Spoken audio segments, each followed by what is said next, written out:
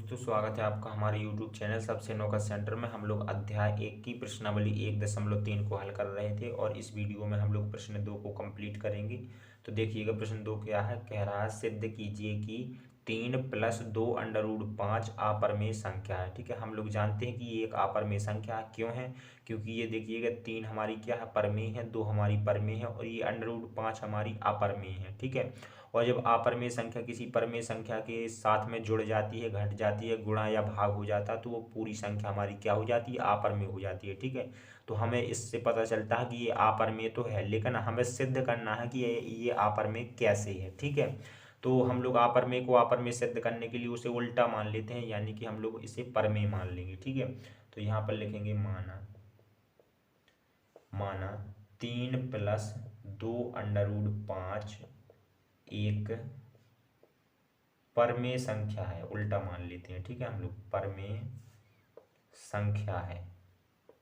अब जब परमेय संख्या तो हम लोग जानते हैं कि परमेय संख्या कैसी होती है, P/Q के रूप में होती है, यानी कि जो भिन्न होती है हमारी वही हमारी परमेय संख्या होती है। ठीक है, तो यहाँ पर हम लोग 3 + 2 √5 के बराबर लिख सकते हैं।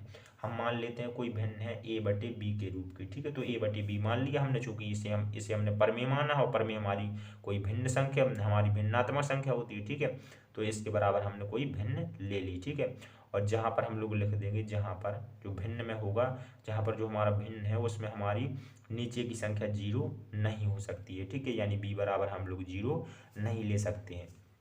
अब हम लोग क्या करेंगे, अब हम लोग जो 3 है हमारा, इस 3 को हम लोग इस तरफ ले जाएंगे, बराबर के इस तरफ ले जाएंगे 3 को। और हम लोग जानते हैं जब हम संख्या को एक तरफ बराबर की एक तरफ से दूसरी तरफ ले जाते हैं तो उसका चिन्ह बदल जाता है। तो इसके आगे कोई चिन्ह नहीं है तो उस तरफ जाएगी तो ये हमारी माइनस की हो जाएगी। कोई चिन्ह नहीं है मतलब कि प्लस का चिन्ह हुआ तो प्लस का उस तरफ क्या हो जाएगा, माइनस का हो जाएगा। तो यहाँ पर हमारा 2 √5 बराबर निकल के आ जाएगा A/B और -3। ठीक है, A/B -3 इस प्रकार से। ठीक है, अब हम लोग क्या करेंगे, देखिएगा यहाँ पर जो हमारा 2 √5 है इसे हम लोग ज्यों का त्यों लिखेंगे और यहाँ पर इसके नीचे 1 कर देंगे और हम इन दोनों का लासा ले लेंगे। तो इन दोनों में हमारा b लासा मिल जाएगा, b लासा मिल जाएगा तो यहाँ पर b का भाग b में देंगे, यानी b से b कट जाएगा तो एक बार भाग जाएगा। 1 का गुणा a में कर देंगे तो यहाँ पर a ही आ जाएगा। ठीक है, अब हम लोग 1 का भाग b में देंगे, b बार जाएगा, b का गुणा हम लोग 3 में कर देंगे तो यहाँ पर हम लोग 3 में जैसे ही b का गुणा करेंगे तो यहाँ पर कितना हो जाएगा, 3b हो जाएगा। ठीक है, इस प्रकार से। अब देखिएगा जो ये हमारा 2 है, ये 2 हमारा के √5 के साथ गुणा में है। ठीक है, इनके बीच में किसका चिन्ह होता है, गुणा का चिन्ह होता है। तो ये जब हम संख्या को, गुणा की संख्या को एक साइड से दूसरे साइड ले जाते हैं तो वो संख्या हमारी भाग में जाती है। तो √5 बराबर हम लोग निकालेंगे तो कितना आ जाएगा, A-3b और भाग में हमारा क्या है, b है और यहाँ पर ये हमारा भाग में 2 भी चला जाएगा। ठीक है, चूंकि ये गुणा की संख्या है तो यहाँ पर इस प्रकार से हमारा आ जाएगा।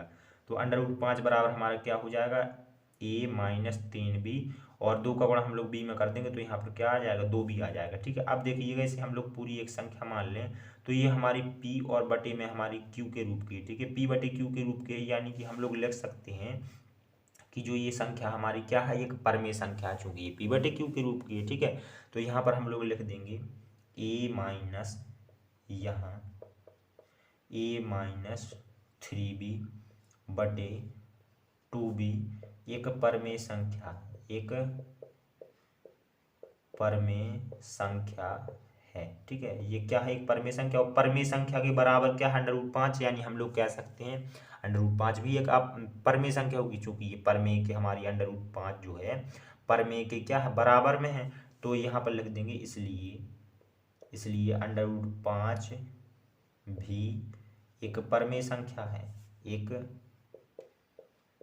परमेय संख्या है।